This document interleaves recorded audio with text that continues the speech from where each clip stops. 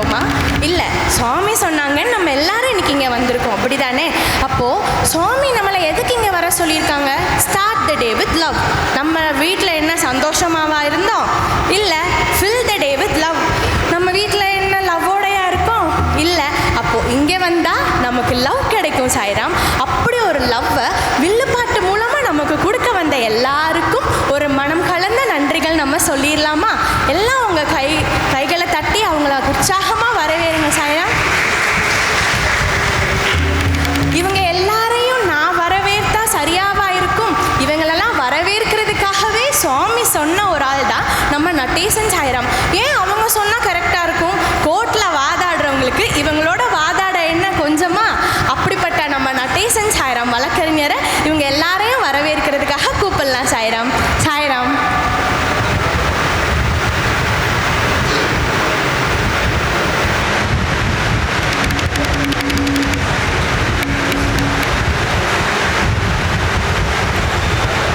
ஜெய் சாய்ராம்.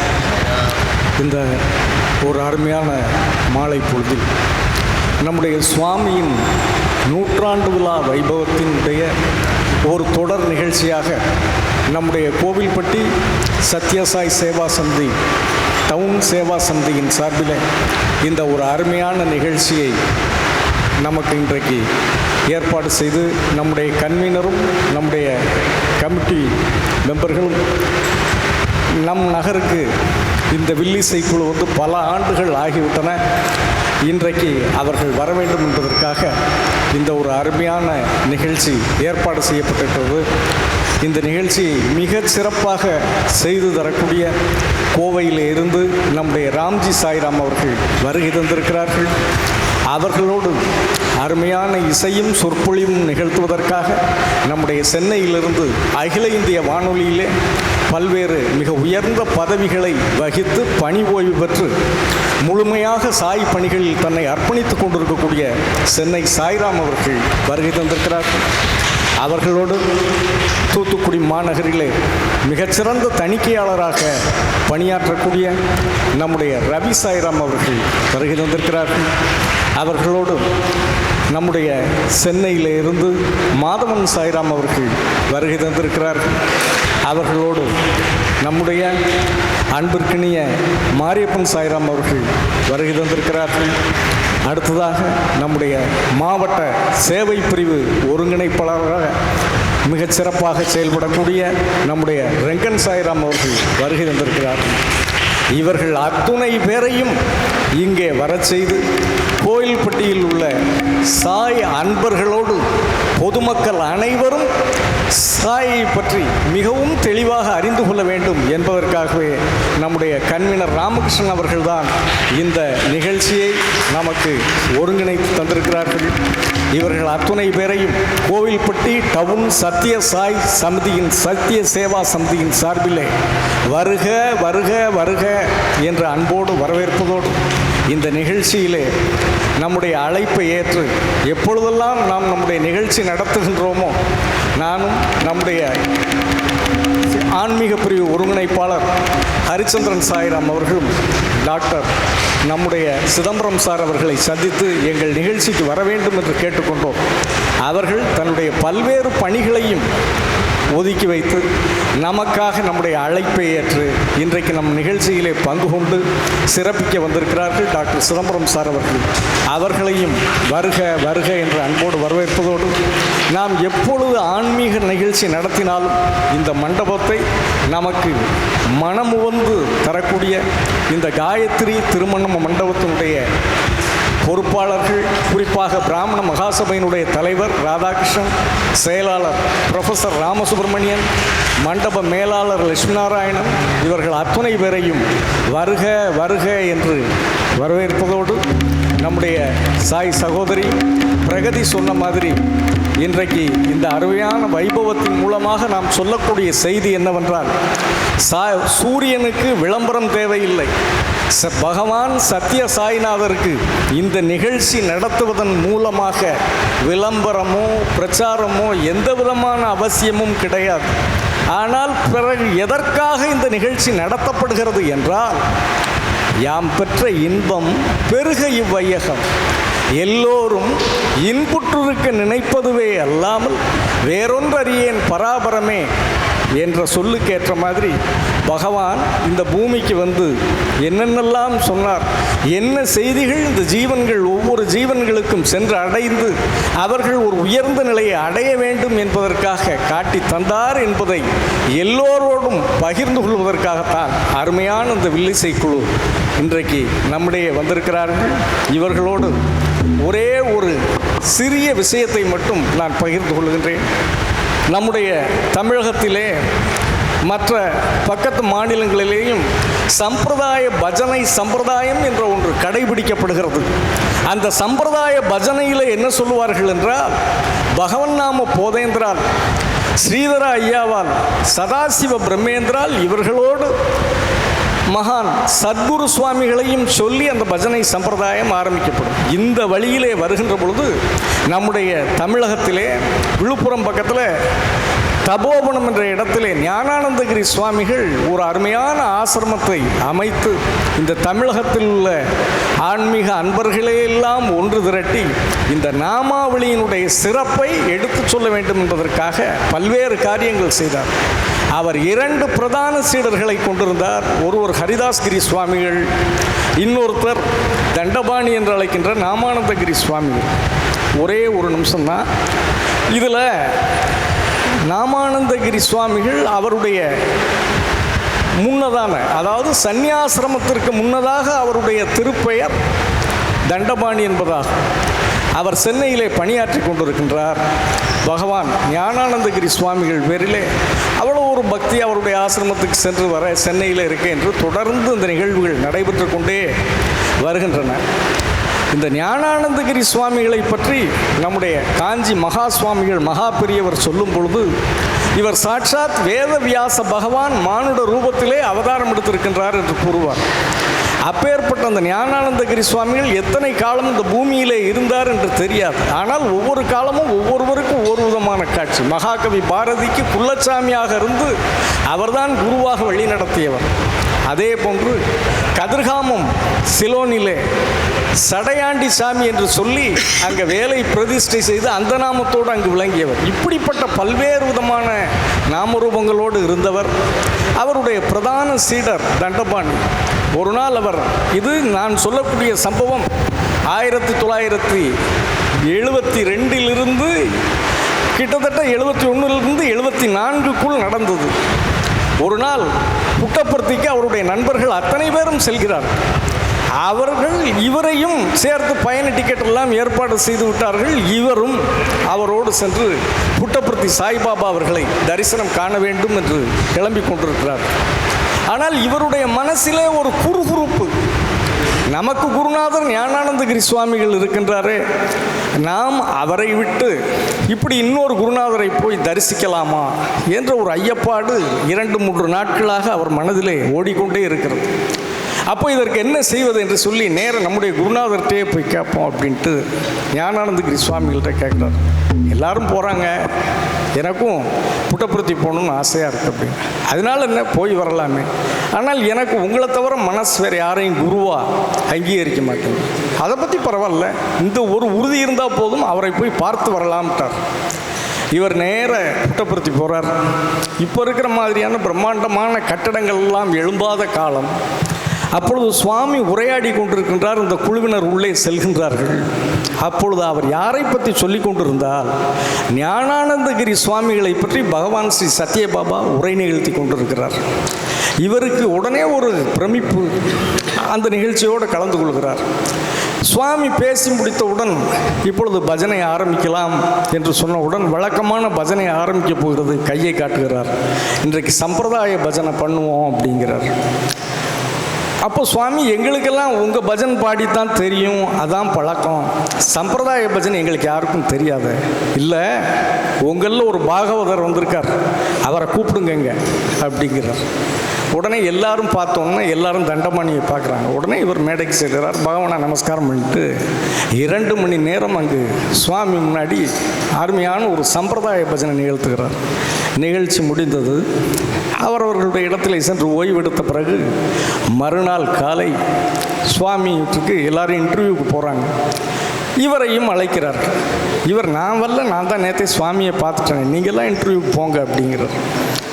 இன்டர்வியூக்கு போனவர்களிடம் எங்கே அவர் பாகவதர், முதல்ல பாகவதரை உள்ளே கூப்பிடுங்கிறார். இவர்கிட்ட வந்து சொன்னோன்னே இவர் உள்ளே போனோன்னே சுவாமி இவரை பற்றி விசாரித்து நீங்கள் எங்கே வேலை பார்க்குறீங்க, என்ன செய்கிறீங்க, உங்கள் குருநாதர் யார் அப்படின்னு கேட்டு விபூதியை வரவழைத்து இது உங்களுக்கு, இது உங்கள் குருநாதரிடம் நான் கொடுத்தேன் என்று சொல்லுங்கள் அப்படிங்கிறார். இவர் மீண்டும் வந்து தபோவனம் வர்றார். போயிட்டு வந்து நிகழ்ச்சியெல்லாம் சொல்லிவிட்டு அந்த விபூதி பிரசாதத்தையும் ஞானானந்த சத்குரு தேவத்தை கொடுக்கார். அவரும் வாங்கி நெற்றியில் இட்டுக் கொள்கிறார். பிறகு இவர் சென்னைக்கு வேலைக்கு போயிடுறார். திருப்பி ஒரு 2 மாதங்கள் கழித்து திடீரென்று தண்டபாணிக்கு ஃபோன், உடனடியாக நீங்கள் தபோவனம் வரணுமா. உடனே இவர் வேகமாக வர்றார். வந்தோடனே இன்றைக்கி ஒரு பெரியவர் 10 மணிக்கு என்னை பார்க்க வரேன்னு சொல்லியிருக்கார், நாம் இருந்து அவரை வரவேற்று அழைத்து வருவோம், அவர் பன்மையாகத்தான் பேசுவார் ஞானானந்தகிரி சுவாமி இப்படி சொன்னோன்னே இவர் வெயிட் பண்ணிகிட்ருக்கார். யார் பெரிய சினி ஸ்டார் யார் வரப்போகிறாங்க, யார் வந்து சுவாமி இன்னைக்கு வரப்போகிறாங்க, இல்லை பெரிய எந்த கலெக்டர் வரப்போகிறார், கவர்னர் வரப்போகிறாரா தெரியலையே என்று காத்து கொண்டு இருக்கின்ற பொழுது சரியாக தபோவனத்திலே இரவு 10 மணிக்கு நம்முடைய சுவாமி பகவான் சத்யசாயினார் தன்னுடைய படகு காரில் 10 மணிக்கு வந்து இறங்குகிறார். உடனே இவர் ஏற்கனவே அறிமுகமானது இவர்கிட்ட பேசிட்டு உள்ளே போகிறார். சுவாமி அவரை அழைத்து கொண்டு போகிறார். போனால் கதவை தாளிட்டு கொண்டு 45 நிமிடங்கள் இரு பெரும் சுவாமிகளும் உரையாடி இருக்கிறார்கள். உரையாடி முடித்துவிட்டு என்ன பேசினார்கள் என்பது இன்று வரை அவர்கள் இருவருக்குத்தான் தெரியும். வெளியே வரும்பொழுது தண்டபாணி தோலை தட்டிவிட்டு பார்ப்போம் என்று சொல்லிவிட்டு சென்று விடுகிறார். இதை எதற்காக இந்த நேரத்தில் உங்கள் மத்தியில் நினைவு கூறுகின்றேன் என்றால், ஞானானந்தகிரி சுவாமிகளே ஸ்ரீமன் நாராயணனின் அவதாரமான வேதவியாச பகவான், அவர் இன்றைக்கு ஒரு பெரியவர் என்னை சந்திக்க வரப்போகிறார் என்றால் இது எப்பேற்பட்ட மூர்த்தி, எப்பேற்பட்ட சிவசக்தி ஸ்வரூபம் என்பதை நாமெல்லாம் புரிந்து கொள்ள வேண்டும் என்பதற்காகவே இத்தகைய நிகழ்வுகள் நடந்திருக்கின்றன. அதே போல பகவான் சொல்லுவார், ஆற்று மணலை நீங்கள் ஒவ்வொரு துகளாக எண்ணி விடலாம், ஆனால் கடவுள்களை எண்ண முடியாது என்பார். அது மாதிரி அவர் யாரை எப்பொழுது எங்கே பார்த்தாலும் அவருடைய கூட்டங்களிலே பிரேமஸ்வரூபலாரா என்று தான் கூறுவார். இறை வடிவங்களே, தெய்வீக வடிவங்களே என்று தான் அவர் நம்ம எல்லோரையும் பார்த்தாரே தவிர மானுடர்களாக பார்க்கவில்லை. அவர் தன்னுடைய my life is my message என்று சொல்லி சென்ற விதத்தையெல்லாம் இன்னைக்கு சாய்ராம் அவர்கள் நமக்கு பல்வேறு கதைகளிலே சொல்ல இருக்கிறார்கள். அதோடு அவர்கள் 3 விஷயத்தை தான் ஒட்டுமொத்தமாக நம்முடைய சத்யசாய்நாதர் நமக்காக சொல்லி சென்றுள்ளார். லவ்வால், செர்வால், எல்லாரையும் நேசி, எல்லாருக்கும் சேவை செய், ஹெல்ப் எவர், ஹர்ட் நெவர், எல்லாருக்கும் உதவி செய், வார்த்தையாலேயோ அகிம்சையாலே யாரையும் காயப்படுத்தி விடாது. அடுத்ததாக எண்ணம், சொல், செயல், இந்த 3ம் ஒன்று போல்தான் என்றைக்கும் இருக்க வேண்டும். அதுதான் மானுட இயல்பாக இருக்கும் என்ற ஒரு அருமையான போதனையை சொன்னார். நான் புதிய மதத்தை ஸ்தாபிக்க வரவில்லை. நீங்கள் எந்தெந்த மதத்திலே இருக்கிறீர்களோ உங்கள் மதங்களில் சொல்லப்பட்ட நன்னெறி கோட்பாடுகளை மட்டும் நீங்கள் பின்பற்றினால் போதும் என்கின்ற அறிவுரையை நம்மளுக்கு வழங்கி சென்றிருக்கிறார்கள். அப்பேற்பட்ட சுவாமியை பற்றி பல அரிய பாடல்களை, பல அரிய நிகழ்ச்சிகளை இன்றைக்கு நமக்கு எடுத்து சொல்ல இருக்கிறார்கள். அவர்களுக்கு வழிவிட்டு உங்களோடு நானும் அமர்ந்து அருமையான நிகழ்ச்சியை பெற்று சுவாமியின் அருள் பெறுவோம் என்று கேட்டுக்கொண்டு, வந்திருக்கக்கூடிய அன்பு உள்ளங்கள், சாய் அன்பர்கள் அத்தனை பேரையும் வருக வருக வருக என்று கேட்டு விடைபெறுகிறேன். நன்றி, வணக்கம். அடுத்ததாக நிகழ்ச்சி துவங்குவதற்கு முன்னாக நம்முடைய வில்லிசை சாய் அன்பர்களை கௌரவிப்பதற்காக நம்முடைய மக்கள் மருத்துவர் ஐயா சிதம்பரம் அவர்கள் இப்பொழுது மேடைக்கு வருகிறார்கள்.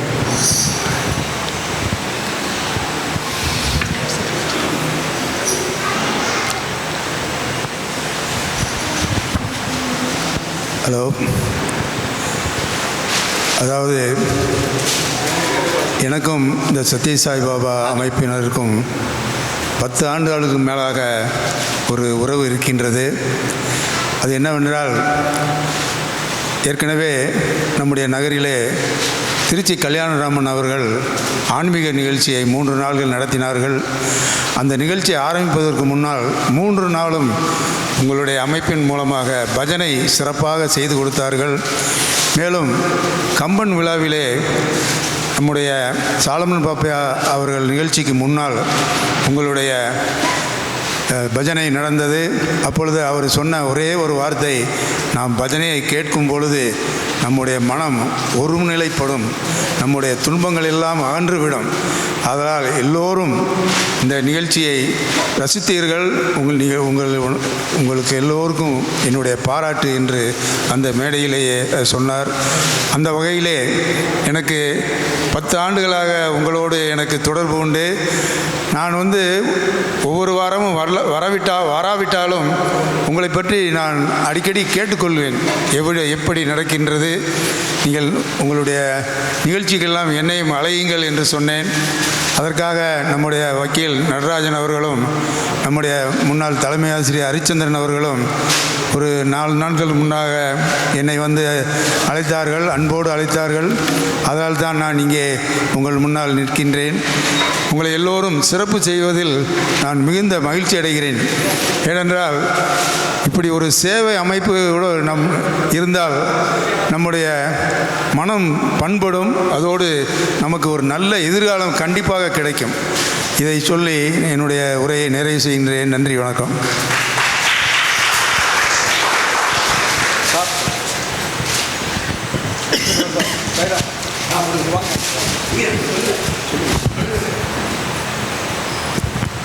முதலாவதாக நம்முடைய கோவை ராம்ஜி சாய்ராம் அவர்களுக்கு டாக்டர் அவர்கள் இந்த பொன்னாடை அணிவிக்கிறார்.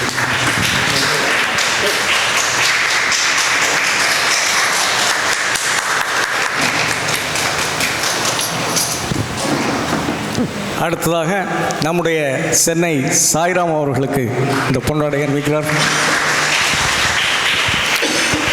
அடுத்ததாக நம்முடைய அன்பான சாய்ராம் ரவி அவர்களுக்கு இந்த பொன்னாடையை அணிவிக்கிறார்கள்.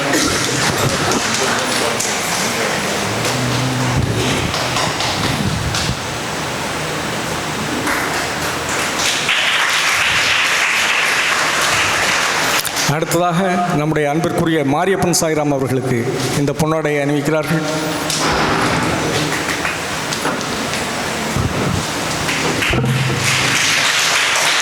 அடுத்ததாக நம்முடைய மாதவன் சாய்ராம் அவர்களுக்கு இந்த பொன்னாடை அணிவிக்கப்படுகிறது.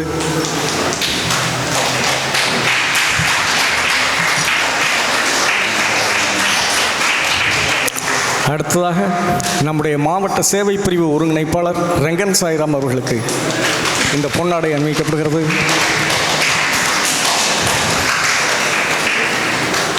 அடுத்ததாக நம்முடைய அன்பிற்குரிய கன்வீனர், இது போன்ற பல நிகழ்வுகளை நமக்கு கோவில்பட்டியிலே அமைத்து தரக்கூடிய நம்முடைய அன்பில் சிறந்த சாய்ராம் ராமகிருஷ்ணன் அவர்களுக்கு இந்த பொன்னாடை அணிவிக்கப்படுகிறது.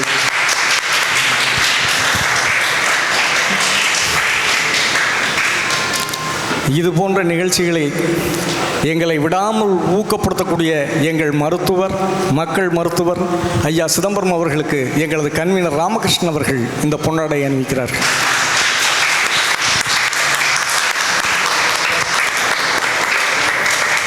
இப்பொழுது நம்முடைய நிகழ்ச்சியை சாய்ராம் அவர்கள் துவக்குகிறார்கள்.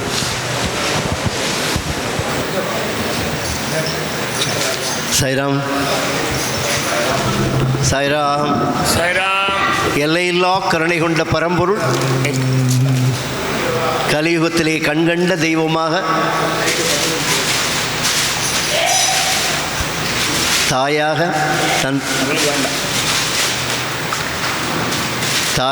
தந்தையாக தாங்குகின்ற தெய்வமாக நம்மை வழி நடத்தி கொண்டிருக்கின்ற பகவான் பாபாவின் பொற்பாத கமலங்களிலே இந்த நிகழ்ச்சியை மீண்டும் ஒரு முறை அவருடைய பாதங்களிலே சமர்ப்பிப்பதிலே உளமாற மகிழ்ச்சி அடைகிறோம். இது எங்களுடைய 280வது நிகழ்ச்சி. 1988 வருடம் மே மாதம் 1ஆம் தேதி கொடைக்கானலில் அவருடைய சந்நிதியிலே இந்த நிகழ்ச்சி முதலாக நடைபெற்றது. 1990 ஜனவரி 15 புட்டபர்த்தியிலே பூர்ணச்சந்திர ஆடிட்டோரியத்தில் இந்த நிகழ்ச்சி நடைபெற்றது. அதன் பிறகு தமிழ்நாடு, ஆந்திரா, ஒயிட்ஃபீல்டு, இலங்கையிலே 10 நாட்கள் பல இடங்களிலே இந்த நிகழ்ச்சி இவ்வளவு நாள் நடந்து கொண்டிருக்கிறதுன்னு சொன்னால் அது பகவானுடைய பிளஸ்ஸிங்ஸ் அண்ட் கிரேஸ். ஏன்னா தொழில் ரீதியாக அவர் ஆல் இண்டியா ரேடியோவில் டைரக்டராக பணிபுரிந்து ஓய்வு பெற்றவர். இப்போ தான் 6 மாதம் ஆச்சு. அடியன் பிஎஸ்என்எல்லில் ஒரு பணிபுரிந்து ஓய்ந்தவன். தொழில் முறையில் எங்களுக்கு இதுக்கு சம்பந்தம் இல்லை. ஆனால் சுவாமியினுடைய கிரேஸ், அவருடைய சங்கல்பமும் கிரேஸும் இருந்தால் மூக்கம் கரோதி வாச்சாலம் பங்கும் லங்கே தேகிரிம் என்பதற்கு இணங்க அவர் நினைச்சார்னா எது ஒன்றா சாதிக்க முடியும். சுவாமி அந்த நிகழ்ச்சி முடிஞ்ச உடனே வந்து இந்த வெளில இப்படி தட்டிட்டு, ரொம்ப நல்லா இருக்குது, எல்லா இடங்களிலும் போடுங்கோ, சுவாமி ப்ளஸ் பண்ணுறேன்னு சொன்னார். அவருடைய வாக்கு எப்போவுமே சத்திய வாக்கு. அந்த முறையில் இந்த நிகழ்ச்சி அவருடைய பாதங்களிலே சமர்ப்பிக்கிறோம். அந்த முதல் நிகழ்ச்சி முடிந்த பிறகு சுவாமி வந்து இவரை பார்த்து, உனக்கு பஜன் பாட வருமா என்று கேட்டார்.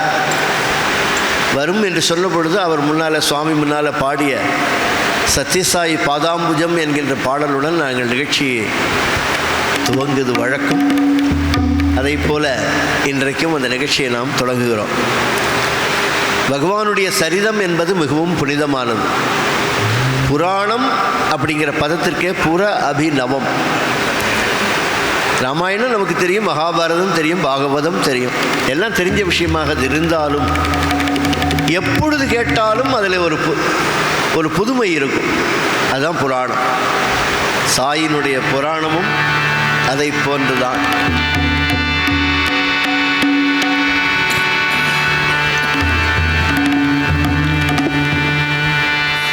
சாயி பிரம்மானந்தரசம் சாயிநாம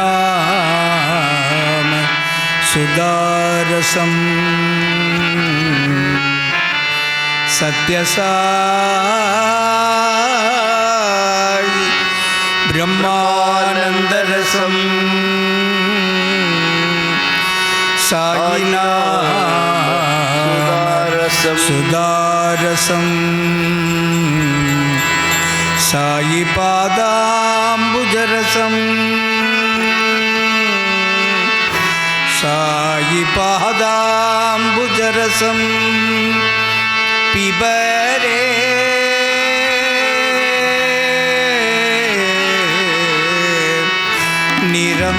நிரந்தரம். சாயி பாபா நமோஸ்துதே, சாயி கிருஷ்ணா நமோஸ்துதே, ஷிரடி சாயி நமோஸ்துதே, பர்த்திபாபா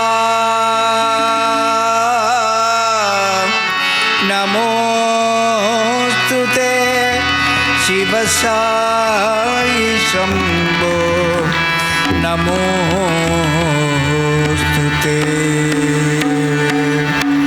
சத்யசாயி பாதாம்புஜம் சத்யசாயி பாதாம்புஜம்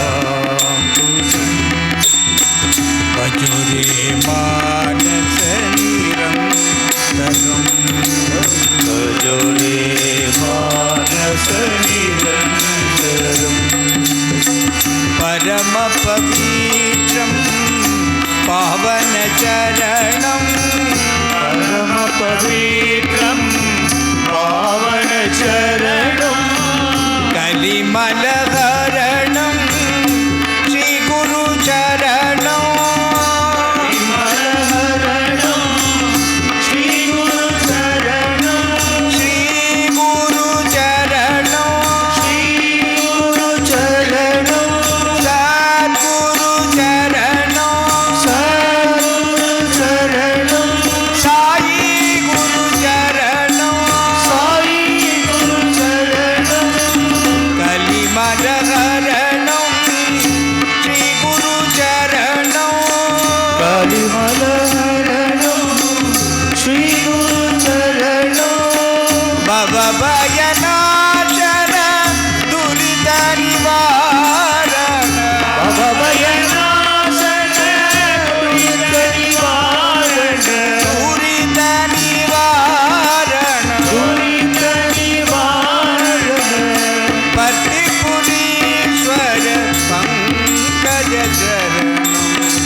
पंक्ति पुरीश्वर पंकज चरणम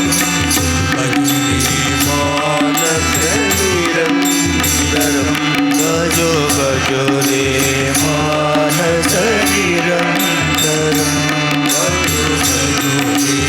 मानस निरंतरम गजो गजो रे मानस निरंतरम सत्य साई पादाम्बुजं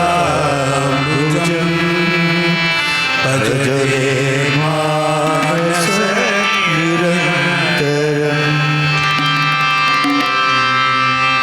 தந்தனத்துவம் என்று சொல்லியே வில்லினில் பாட ஆமா வில்லினில் பாட அந்தருள்வாய் கணபதியே தானத்தன்னும் என்று சொல்லியே வில்லினில் பாட ஆமா வில்லினில் பாட அந்தருள்வாய் காலை மகளே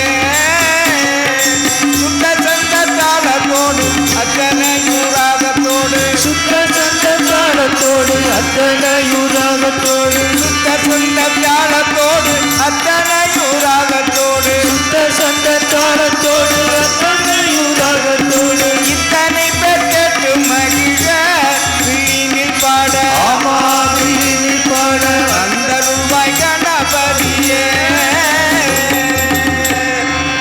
கைலாய மலையில சரி பகவான் பரமசிவனும் தேவி பார்வதியும் ஆனந்த தாண்டவத்தில் ஈடுபட்டிருந்தாங்க.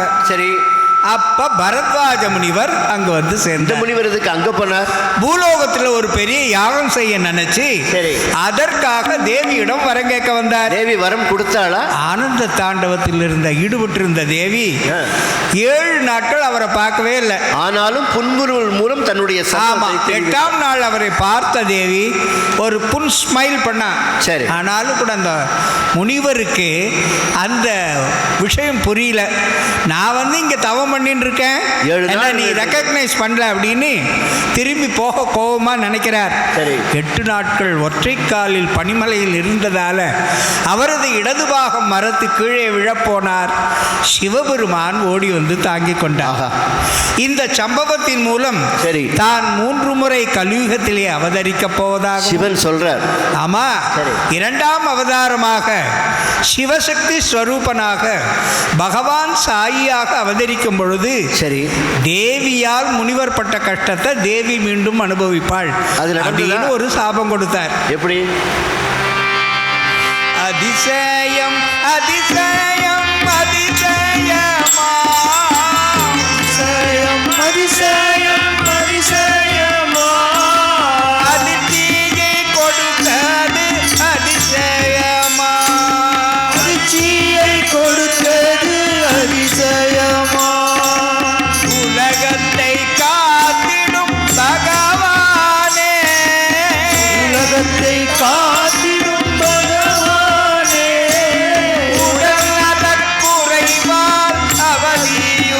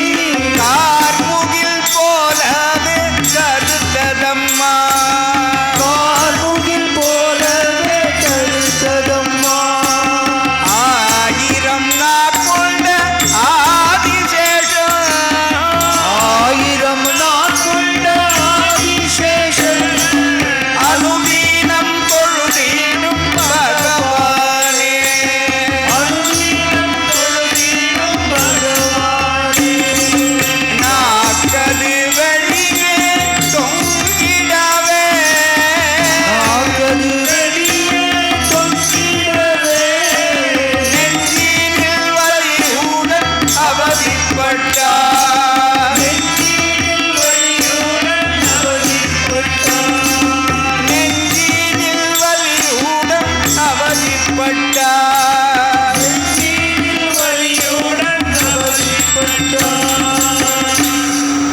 தூத்துக்குடியில் ரவீந்திரன் ஒரு டிவிஎஸில் வேலை பார்த்தோம். திடீரென்று அவருக்கு தோளிலே தாங்க முடியாத வலி. டெஸ்ட் பண்ணதில் அவர் கேன்சர், ஒரு கட்டி இருக்குது என்று சொல்லிவிட்டார். சுவாமிஜி ஓட்டு அடையார் இன்ஸ்டியூட்டுக்கு போனார், அட்மிஷன் போட்டார். அந்த டாக்டர்கிட்ட சொன்னார், ஒரு வியாழக்கிழமை எனக்கு சர்ஜரி பண்ணுவோம், ஏன்னா என்னுடைய பகவானுடைய உகந்த நாள் என்று சொல்லிவிட்டு நான் போய் பாபாவை பார்த்துட்டு இப்போ பிளெஸ்ஸிங்ஸ் வாங்கிட்டு வரேன்னு சொல்கிறார். இதை கேட்டோன்னே டாக்டருக்கு பயங்கர கோவம். அவர் சொன்னார், நீ எங்கிட்ட ட்ரீட்மெண்ட் வந்திருக்கியா இல்லை அவர்கிட்ட ட்ரீட்மெண்ட் வந்திருக்கியா? அதெல்லாம் முடியாதுன்னார். இவர் ராத்திரியாக சொல்லாமல் கொள்ளாமல் சென்னையிலிருந்து கிளம்பி பெங்களூர் வந்து தர்மாவரம் வந்து நேர புட்டபர்த்திக்கு வந்தார். வரிசையில் உட்கார்ந்துருந்தார். சுவாமி பக்கத்தில் வந்தார். எழுந்திருந்தார். இவர் ஒன்றுமே சொல்லலை. அப்படி தோளை தட்டிட்டு கேன்சர் இஸ் கேன்சல்டு போ அப்படின்ட்டார். இவர் உடனே கிளம்பி திரும்பவும் அடையார் இன்ஸ்டியூட்டுக்கு போனால் அந்த டாக்டருக்கு பயங்கர கோபம். இது என்ன உன் மாமனார் வீடு நினச்சா இஷ்டத்துக்கு போகிறேன், இஷ்டத்துக்கு வர வந்து படுத்துக்கிறேன். இல்லை, எனக்கு மனசு ஆறல்ல, அதனால் நான் புட்டபர்த்தி அவர்கிட்டயே ஆப்ரேஷன் பண்ணிக்க வேண்டியதானே இவர் டாக்டர். உடனே மன்னிச்சு, சரி போ, எல்லாம் பழையபடி முதல்ல இருந்து டெஸ்ட் எடுப்பா, வெளியில் போயிட்டு வந்திருக்கான், என்ன ஆச்சு தெரியாது. டெஸ்ட் பண்ணால் கட்டியே காணும். அவருக்கு டாக்டருக்கு ஒரே ஆச்சரியம், என்னையாது சர்ஜரிக்கு டேட்டு வச்சு எல்லாம் முடிச்சுட்டு கட்டியே காணோமே, எங்கே போச்சுன்னு தெரியலையே. ஊரில் வலது பக்கத்துக்கு போல இடது கட்ட மாற்றிட்டோமோ, அங்கேயும் டெஸ்ட் பண்ணியாச்சு. உடம்பு மொத்தத்தையும் டெஸ்ட் பண்ணால் கட்டியே காணும். பல வருடங்களுக்கு பிறகு நான் புட்டபர்த்தியில் அவரை பார்த்தேன், வயது முதிர்ந்த நிலையில். மாமா எப்படி இருக்கீங்க? என்னோடா பகவான் போட்ட பிச்சை, வாழ்க்கை ஓடின்னு இருக்கு, இங்கே இருக்கேன்னார். நம்மில் பல பேருக்கு பல நிகழ்வுகள் நாம் பார்த்திருக்கிறோம். முடியாத, நம்மால் மனிதனுடைய பிரயத்தனத்தினால் முடியாத பல நிகழ்வுகளை பகவான் குணப்படுத்தி இருக்கிறார், நாம் கேள்விப்பட்டிருக்கிறோம். சிவசக்தி சொரூபமாக நான் மீண்டும் இந்த உலகத்திலே பிறப்பேன். அப்படி பிறக்கின்ற பொழுது நான் 7 நாட்கள் முனிவர் எப்படி ஒரு பக்கம் முழுவதும் மறத்து இருந்தாரோ அதை போல நானும் அனுபவிப்பேன் என்று சொன்ன சிவனுடைய வாக்கு இணங்க 7 நாட்கள் பாபாவை 1963களில் மக்களுக்கெல்லாம் ஒரே வருத்தம்.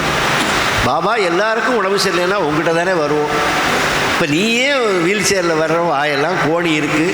உன் பாட்டில் சொன்னான்னு பாருங்க, தாமரை வதனம் சோபை குன்றி கார்முகில் போலவே கருத்ததம். பகவானை பார்த்தவர்களுக்கெல்லாம் தாங்கல்ல.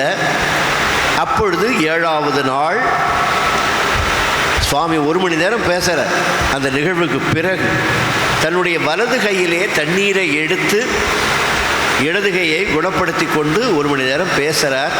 அப்பொழுது இந்த நிகழ்வுகளை பற்றி சொல்லுகிறார். நான் பாரத்வாஜ முனிவராக அங்கே இருந்த பொழுது நடந்த நிகழ்வு நடப்பதற்கு இது ஒரு காரணமாக இருந்ததுன்னு சொன்னார். இது நேர்முக காரணம். ஒரு மறைமுக காரணம் இருக்குது. ஒரு பக்தருக்கு பல முறை ஹார்ட் அட்டாக் வந்தது. சரி, அதனை பகவான் தானேற்று காப்பாற்றினார். அவர் ஷிரடி சாயியாக இருந்த பொழுது ஒரு சமயம் கடல் வேண்டுமானால் நதிகளை ஏற்றுக்கொள்ளாது விட்டுவிடலாம். எப்படி ஒரு சமயம் கடல் வேண்டுமானால் நதிகளை ஏற்றுக்கொள்ளாது விட்டுவிடலாம், ஆனால் நான் என் பக்தர்களை எப்போதும் கைவிடேன் என்று உறுதியளித்திருக்கிறேன். நாம கூட கோவிச்சுட்டு ஒரு நண்பர் வீட்டுக்கு போயிருந்தேன். என்னங்க பாபா படத்தெல்லாம் காணும், எல்லா படத்தையும் திருப்பி வச்சுருக்கார். என்னங்க பாபா படத்தெல்லாம் திருப்பி வச்சுருக்கேன், அவருக்கு நமக்கு ஒத்து வரலைங்க. ஆமாம், நானும் கேட்டு பார்த்தேன், என்னுடைய பிரார்த்தனை எதுவுமே நிறைவேறலை. ஆனாலும் நான் எல்லா படத்தையும் திருப்பி வச்சுட்டேன். அப்புறம் 1 வாரம் கழிச்சு போகிறேன், எல்லாத்துக்கும் ஜெகஜோதியாக மாலையெல்லாம் போட்டிருக்காரு. என்ன ஆச்சுன்னு, எல்லாம் சரியாக போச்சு, இவருக்கு இதுதாங்க சரி. எப்படி பாபா படத்தை திருப்பி வச்ச உடனே அவர் கோபம் வந்து எனக்கு சரிப்படுத்திட்டாருன்னு வேடிக்கையாக நடந்த நிகழ்வு. ஒரு சமயம் கடல் வேண்டுமானால் நதிகளை ஏற்றுக்கொள்ளாமல் விட்டுவிடலாம். நீங்கள்லாம் வந்துட்டோம், நாம் எல்லாரும் வந்துட்டோம் சாமிகிட்ட, நாம மாட்டேன்னாலும் அந்த பரம்பொருள் நம்மை விடுவதில்லை. அப்படிப்பட்ட பக்தர் ரட்சகரான பகவான் பாபாவின் திவ்ய சரிதத்தை சொல்லி மகிழ்வோம். சொல்லி மகிழ்வோம், நாமும் சொல்லி மகிழ்வோம், சொல்லி மகிழ்வோம், நாம் சொல்லி மகிழ்வோம். சொல்லுலகம் போற்றும்